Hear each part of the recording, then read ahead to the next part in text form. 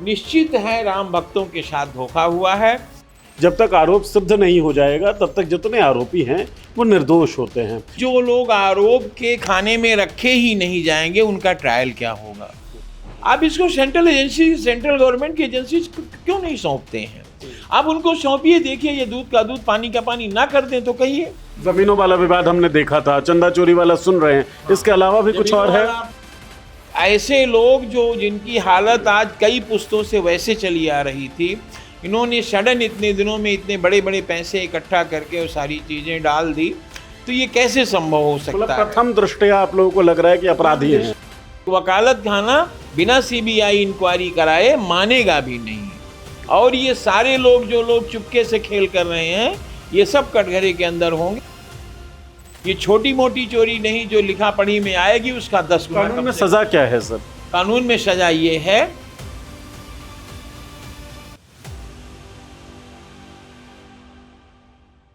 नमस्कार दोस्तों, हम लोग बैठे हुए हैं कालिका प्रसाद मिश्र जो फैजाबाद बार एसोसिएशन के अध्यक्ष हैं उनके दफ्तर में, और बार एसोसिएशन के और मेंबर्स भी और अध्यक्ष जो हैं वो भी यहाँ पर हैं। क्यों हैं हम लोग यहाँ पर बैठे हुए? खबर आप तक पहुँच गई होगी और कारण क्या है वो मैं जानना चाहूँगा कि फैजाबाद बार एसोसिएशन ने निर्णय लिया है कि राम मंदिर में जो चंदा चोरी का आरोप लगा है उसमें जो 8 अक्यूज हैं, किसी को रिप्रेजेंट नहीं करेगा बार एसोसिएशन से जुड़ा कोई भी सदस्य। तो सर जो निर्णय है एक बार अपने शब्दों में आप बताएं, क्या निर्णय है? देखिए बताना ये चाहते हैं कि रेजोल्यूशन जो है श्री सौरभ मिश्रा हैं और श्री सोमनाथ तिवारी जी हैं, इन लोगों ने एक रेजोल्यूशन रखा सुबह मीटिंग में 10:30 पर, और ये कहा कि भाई राम मंदिर के मामले को टेकअप किया जाए। वहाँ पर बहुत बड़ी घपलेबाजी की गई है और बंदरबाट कर लिया गया है। ये बहुत ही शर्मनाक जो है, शर्मसार करने वाला ये कांड है, इसलिए ये कॉग्निजेंस लिया जाना चाहिए। इनके प्रस्ताव का श्री बीबी सिंह हैं, पूरा नाम विजय बहादुर सिंह है, और अन्य लोग जो यहाँ पर हनुमान शरण सिंह, सुधीर शर्मा जी, आफ्ताब साहब, सभी लोगों ने समर्थन किया। समर्थन लेने पे वो प्रस्ताव ग्राह्य हो गया, जिसमें नंबर 1 प्रस्ताव ये रखा गया कि इस प्रकरण की जांच सीबीआई से कराई जाए।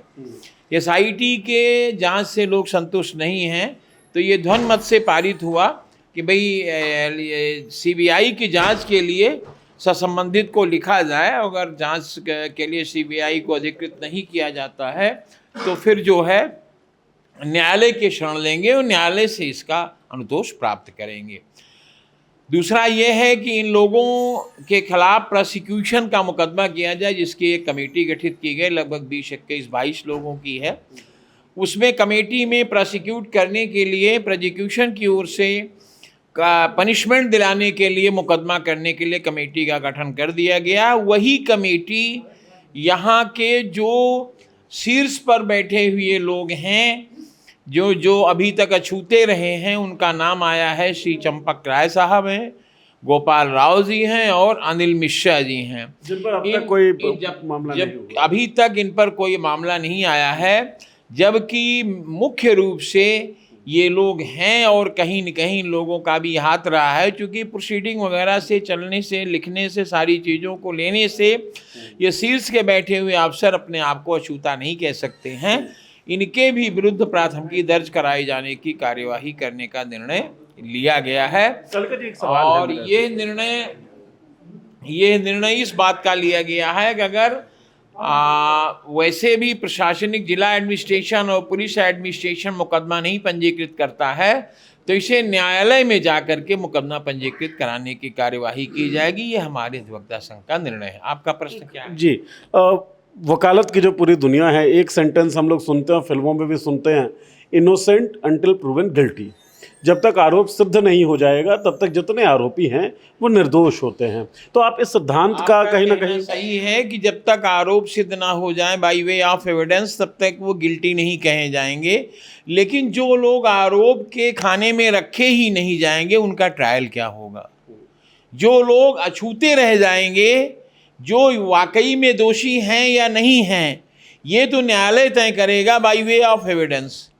लेकिन जिनका नाम ही नहीं लिया जाएगा उनका एविडेंस कहाँ से होगा और ट्रायल उनका कैसे होगा? चंपत राय, गोपाल राव, अनिल मिश्रा की बात कर रहे हैं। हम उन्हीं लोगों की बात ये कर रहे हैं कि लोगों को, मान लीजिए इतना बड़ा गबन हुआ, छोटा मोटा गबन नहीं है ये, इंफ्रास्ट्रक्चर से लेकर के आज तक, जब कि मंदिर के बुल्ट हो गया या जो अभी ध्वजारोहण हो गया, ये सारे जितने भी ट्रस्ट बनाए गए, जमीनों को लिया गया, एक्विजिशन से लेकर के उसे छोड़ने, एग्जम्प्ट करने तक की कार्यवाही को देखा जाएगा तो इन तीनों लोगों की स्थिति इस तरह की है कि ये एकदम निर्दोष अपने आप को नहीं कह सकते हैं, क्योंकि आज अयोध्या जनपद के सभी वरिष्ठ अधिवक्ताओं ने यहाँ पर बहुत खुले शब्दों में कहा है कि इन लोगों को मैं लगभग 25-40 वर्षों से पिछले से जानता हूँ।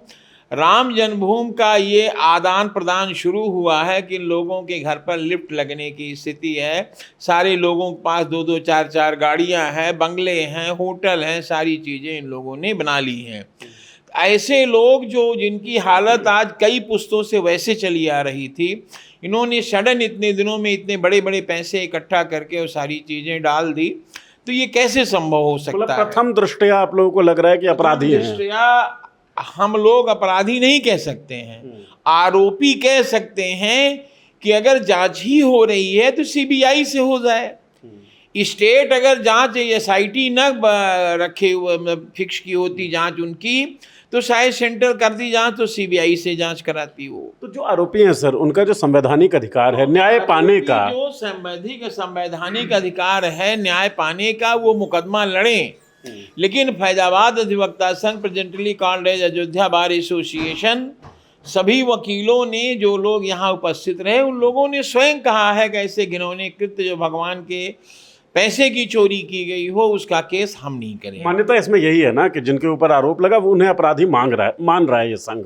तभी prima facie he is not guilty, but prima facie उनके खिलाफ चार्ज बनता है कि नहीं बनता है ये देखा जाने आए, तो ये देखा जाना है, तो ये एविडेंस तय करेगा कि वो गिल्टी है कि नहीं है। अच्छा, हम आप ये कह के नहीं छूट सकते हैं कि साहब हम तो कुछ जानते नहीं हैं टॉप पर बैठे हुए, सारे ज़मीनों की खरीद फरोख्त आप लोगों ने किया, सारी ज़मीनों का एक्विजिशन, सारी चीज़ें आप लोगों ने कराई, नजूल की ज़मीनों पे कब्जा आप लोगों ने किया, तमाम जगह पे प्राइवेट ट्रस्ट आप लोगों ने बनाए, तो फिर ये पैसे आए नहीं तो आखिर इतना बड़ा आप लोगों ने प्रोग्रेस किया कैसे? और सारी चीज़ें जो दिख रही यहाँ पर अयोध्या में ही, ये सारी चीज़ें इस बात का प्रमाण है कि कहीं न कहीं ये गड़बड़ है। आपने एक बात बोली थी कि जब से निर्माण कार्य शुरू हुआ और अब मंदिर के बन जाने तक, अगर इतना सीबीआई जांच करेगी तो काफ़ी लोग इस घेरे में, इंक्वायरी और आरोपों के घेरे में, इस जद में आ जाएंगे। जमीनों वाला विवाद हमने देखा था, चंदा चोरी वाला सुन रहे हैं, इसके अलावा भी कुछ और है? आपने देखा था, एक ही दिन में 2 करोड़ का खरीदा, एक ही दिन में कितने 18 करोड़ का बेचा। उसके बाद में कई धर्मशाले इस तरह से लिए गए हैं जिनको कि इंडिविजुअल कैपेसिटी से उन्होंने एक्वायर कर लिया, एक्वायर करके मुकदमों में दबाव बना के मुकदमे को ख़त्म करा लिया। अब आज की डेट में सारे लोग अपने इंडिविजुअल कैपेसिटी में उन्होंने एक संस्था बनाई जो है राम जन्मभूमि की, लेकिन उसके रिप्रेजेंटेटिव कैपेसिटी में खुद हैं वो। अयोध्या से तो कोई नहीं है नित्य गोपाल दास के अलावा, क्या चीज? महंत गोपाल दास के अलावा उस ट्रस्ट के अंदर, हाँ, जो राम जन्मभूमि ट्रस्ट है, उसमें अयोध्या का कोई रिप्रेजेंटेटिव तो है नहीं। नहीं, अयोध्या का कोई रिप्रेजेंटेटिव नहीं, यही तो दुख है। अगर ये पुराने संत रहे होते तो शायद इतना घपला ना होता। वो लोग जमीनी हैं, हर चीज़ को देखते हैं, समझते हैं, लेकिन जिन लोगों को रखा गया वो लोग दूर दराज के रहे, यहाँ की न परिस्थितियों को समझते हैं न किसी भी चीज़ को समझते हैं। एक चीज़ समझते हैं, इसको जैसे चाहो उपयोग करो, किसी से कोई राय लेने की कोई ज़रूरत नहीं। यहाँ पे वकीलों ने कम से कम 11 वकीलों का पैनल था, यहाँ पे राम जन्मभूमि के मुकदमा लड़ने पूरा जीवन वो लड़े और आज दिवंगत हो गए। लेकिन आज की डेट में कोई भी एक वकील को उसमें नहीं रखा गया ट्रस्ट में, इसलिए कि उन्होंने योगदान दिया था। बाकी योगदान के बाद अगर मंदिर स्वतंत्र हो गया, मंदिर बन गया, लोग धर्मार्थी दर्शन कर रहे हैं, तो अब बाकी अधिकार उन लोगों का हो गया जो लोग बहुत पहले से धर्मात्मा के रूप में कहे जाते थे। आज की डेट में रोज कहे जाने वाले धर्मात्मा आज अपने आप जमीन पर आ गए और बता रहे हैं कि मैं दोषी नहीं हूं, लेकिन पूरा हिंदुस्तान मानने को तैयार नहीं है कि आप दोषी नहीं हैं। सर, एक आपके पड़ोस में ही सांसद हैं और दबंग नेता की छवि है उनकी, ब्रजभूषण शरण सिंह। उनका एक स्टेटमेंट आया था जब उनसे चंदा चोरी के विषय में पूछा गया कि यार मुझसे ज़्यादा मत बुलवाओ वरना दिक्कत ज़्यादा हो जाएगी, कोई नहीं बचेगा। इतने बड़े बड़े लोग शामिल हैं। आपने 3 नाम लिए, चंपत राय जो जनरल सेक्रेटरी थे, अनिल मिश्रा और गोपाल राव। क्या आपको लगता है कि कड़ी यहीं तक रुक रही है या अंदेशा इससे आगे का भी है? अगर सीबीआई की इंक्वायरी अगर हुई जैसा हमारा अधिवक्ता संघ प्रयास में है, अगर सीबीआई इंक्वायरी हुई तो ये कड़ी यही नहीं, अभी इससे 3 टाइम 4 टाइम आगे जाएंगे। वो कम से कम इसकी फहरिस्त 3-4 दर्जन लोगों की होगी। कौन से लोग हो सकते हैं उसमें? बहुत जो लोग हो सकते हैं, टॉप टू बॉटम हो सकते हैं। हम मुख्यमंत्री साहब को नहीं कह रहे हैं, उसमें ट्रस्ट से जुड़े हुए जितने लोग हैं, क्या इन लोगों की जिम्मेदारी, अभी जिम्मेदाराना स्थिति को देखा जाए तो क्या इन लोग यहाँ के ट्रस्ट के मेंबर हैं?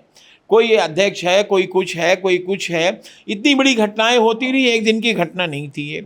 इतनी बड़ी घटनाएं होती रही और इतना ज़्यादा तमाम बंदरबाट हुए, तमाम चोरियां की गई, तमाम लूटपाट हुए, तो ये लोग बैठे वहाँ क्या करते रहे आज तक? उनकी जिम्मेदारी नहीं थी। अभी एक स्टेटमेंट आया था निहाल कुरैशी। निहाल कुरैशी ट्रेस्पॉसर है over the land of the Nazul and just adjacent of the Ram Janmabhoomi temple in western side. एक आवास बना है जो कि नजूल की लैंड में कहा जाता है कि मतलब वो आवासीय स्थिति जो भी है वो एग्जिस्ट कर रही ओवर दी नजूल लैंड। ये कहा गया कि ये सौदा आपका 6 करोड़ में तय किया जाता है, 1.5 करोड़ आप उन लोगों को दे दीजिए जो इसके इमीडिएट मेडिएटर हैं। आप शेष रकम जो है आप क्या कहते हैं उसको नंबर 1 में ले करके और इसकी रजिस्ट्री कर दीजिए। तो वो 1.5 करोड़ कौन से पैसे हैं जो कि बीच वाले उस पैसे को लेते हैं? ये स्टेटमेंट निहाल कुरैशी जो कि माइनॉरिटी के हैं, वकील हैं, उनका घर गिराए जाने पर बड़ा जोर दिया गया, इसलिए घर गिरा दिया जाए, सारी ज़मीनों को ले लिया जाए, चाहे इंडिविजुअल ट्रस्ट बना लिया जाए, चाहे राम जन्मभूमि ट्रस्ट में रखा जाए। नाम तो उसका राम जन्मभूमि ट्रस्ट है, लेकिन वो इंडिविजुअल कैपेसिटी से कई लोग उसको यूज कर रहे हैं, ये एक जांच का विषय है। मतलब राम कितने जन्मभूमि पैसे आज तक लूट की गई है, ये जांच का विषय है। कितने लोग उसमें शामिल रहे हैं, ये जांच का विषय है। फिर कितने दिनों से ये परिपाटी एक साथ चलती रही और लूटपाट होता रहा, ये जांच का विषय है। ये किसका ड्यूरेशन कितना रहा है, ये जांच का विषय है। और फिर यकायक इसका जब खुलासा हुआ तो खुलासा के बाद लोग भागने लगे, हम इस्तीफा दे देंगे, हम रिजाइन करेंगे, हम नहीं करेंगे, हम तो ये सब चीज़ें अच्छी नहीं हैं। निश्चित है राम भक्तों के साथ धोखा हुआ है। आज की डेट में 10 कदम हट कर देखिए तो लोग राम के नाम पर तो आस्था है, लेकिन उस चंदा और धन उगाही और दान पात्र में डालने के प्रति विश्वास खत्म हो गया है, क्योंकि वो चोरों के हाथ जा रहा है, इसलिए बातें सारी खत्म। नामों की बात आपने की सर, चाहे वो चंपत राय हों, चाहे अनिल मिश्रा हों, या फिर और नाम जो हम लोग बातचीत कर रहे थे, आरएसएस और भारतीय जनता पार्टी के साथ उनकी नज़दीकियां हैं, तो क्या आपको लगता है इसी कारण से ये खेल चलता रहा? भूमिका पार्टी इसमें कोई हाथ नहीं है, ये इसके ट्रस्ट के जो ट्रस्टी हैं और उनके जो एम्प्लॉइज हैं, ये इनके बीच है।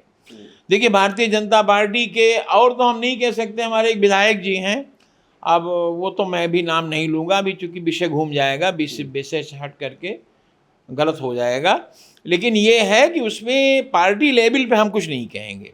जहाँ तक उस ट्रस्ट में जो लोग उसके पदाधिकारी, जैसे निपेंद्र मिश्रा जी हैं, निपेंद्र जी की बात आई, पूरा वकालत खाना जो 1000 लोगों को भरा हुआ था, सारे लोगों ने विरोध करना शुरू किया कि CEO के पर पोस्टिंग करने पर हम लोगों को एतराज़ है। हम लोगों का एक सवाल है, सवाल ये है कि वो भी दूध के धोए नहीं है, जो स्थिति इन लोगों ने की उससे अधिक भी स्थिति बदतर हो सकती है, इसलिए वो भी हम लोगों के यहाँ रेजोल्यूशन का एक पार्ट रहा है। तो जहाँ तक भारतीय जनता पार्टी, समाजवादी पार्टी, हमारा वकालत खाना अधिवक्ता संघ अयोध्या है, इसमें किसी पार्टी से कोई जोड़ घटाव नहीं है।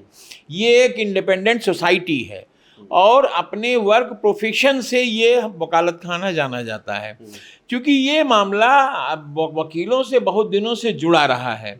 वकीलों ने इस राम मंदिर को आज़ाद कराने में काफ़ी अपना योगदान दिया है, इनका काफ़ी ड्यूरेशन रहा है, और इसलिए ऐसे इतने बड़े घटना में वो भी फेयर और इम्पार्शल कोई भी इन्वेस्टिगेशन, वो भी पुलिस के ऑफिसर इन्वेस्टिगेशन करेंगे। आपको लगता है एसआईटी करेगी, स्टेट लेवल की है एजेंसी है, आप इसको सेंट्रल एजेंसी, सेंट्रल गवर्नमेंट की एजेंसी क्यों नहीं सौंपते हैं?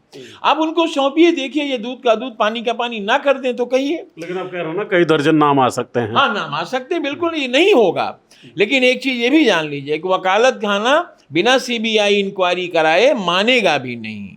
और ये सारे लोग, जो लोग चुपके से खेल कर रहे हैं, ये सब कटघरे के अंदर होंगे, आप देख लीजिएगा सड़कों के अंदर होंगे। सर, ये बार एसोसिएशन का फैसला, आखिरी सवाल ही है मेरा, और आपका ये फैसला वकील होने के साथ साथ जो आपकी इंसानी समझ है या इंसानी आस्था है, उसका भी असर है इसके ऊपर? भगवान के प्रति आस्था है, और एक एक रुपए के लिए हम लोग खुश रहते हैं कि भगवान के लिए लोग पैसा डाल रहे हैं, उससे वहाँ का मंदिर, वहाँ का जो आप बैठने उठने का, दान करने, वो क्या कहते हैं, दर्शन करने का, रुकने का, ये सारी व्यवस्थाएं जो ट्रस्ट में हो रही हैं, वो दान के पैसे से हो रही हैं। इस बात के लिए खुशी थी।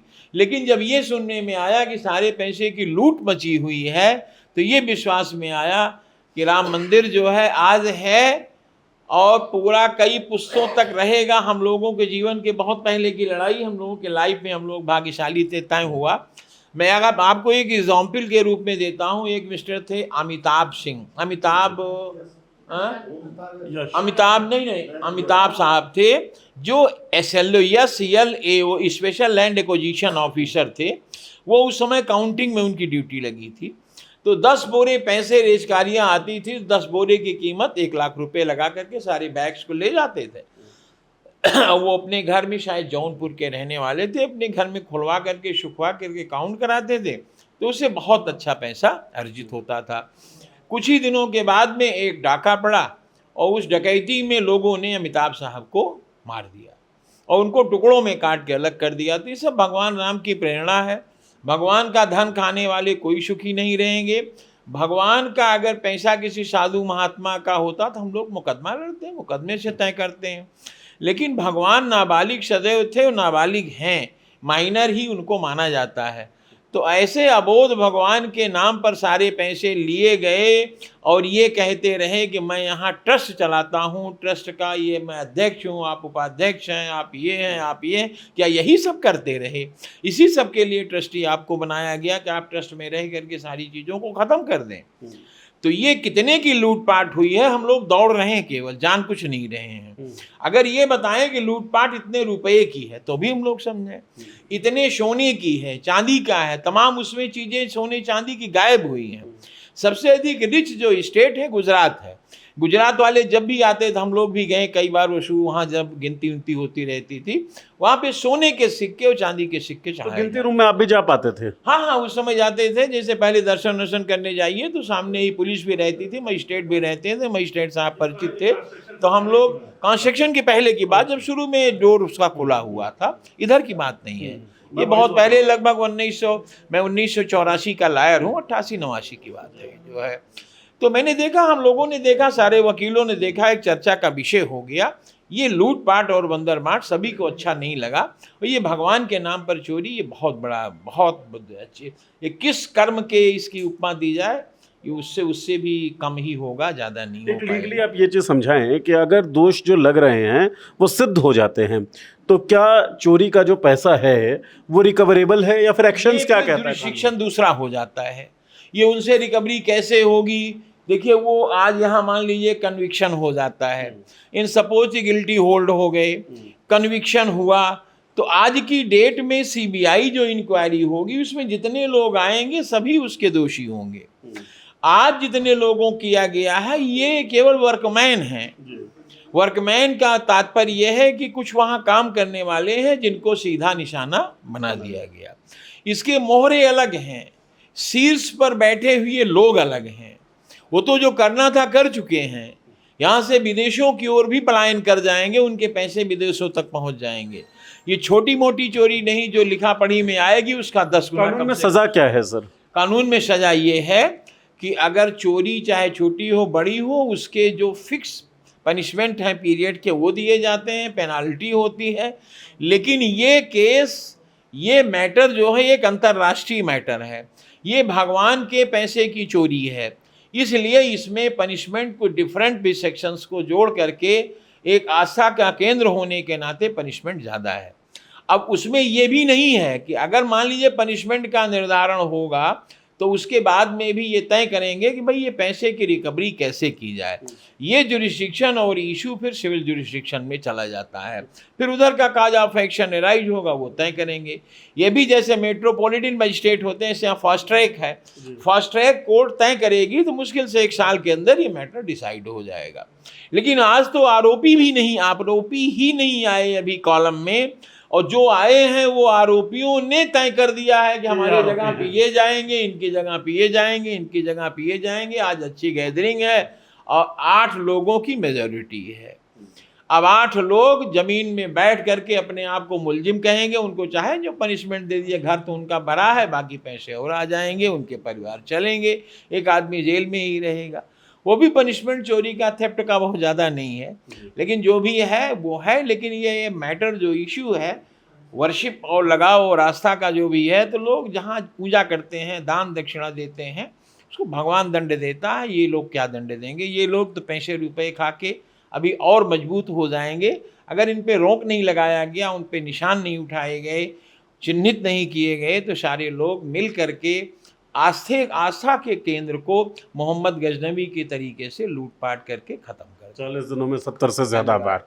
सवाल ये नहीं खंजर है किसके हाथों में, सवाल ये है इशारा कहाँ से मिलता है। हाँ। तो ये जो लोग हैं जो अभी आरोपी बनाए जा रहे हैं या बताए जा रहे हैं, कालिका प्रसाद मिश्र जी का ये कहना है कि ये दरअसल जो असली आरोपी है, दोषी हैं, उनको उन्होंने अपने रिप्रेजेंटेटिव चुन लिए हैं कि ये हमारे जुर्मों को रिप्रेजेंट करेंगे। बहरहाल Faizabad bar association, Ayodhya bar association जो है उसने निर्णय ले लिया है कि अक्यूज्ड का केस ये लोग नहीं लड़ेंगे। आस्था का मामला है, आस्था के बारे में आप क्या सोचते हैं, आपकी राय का हमें इंतजार रहेगा। बहुत बहुत शुक्रिया कालिका जी बातचीत करने के लिए, धन्यवाद।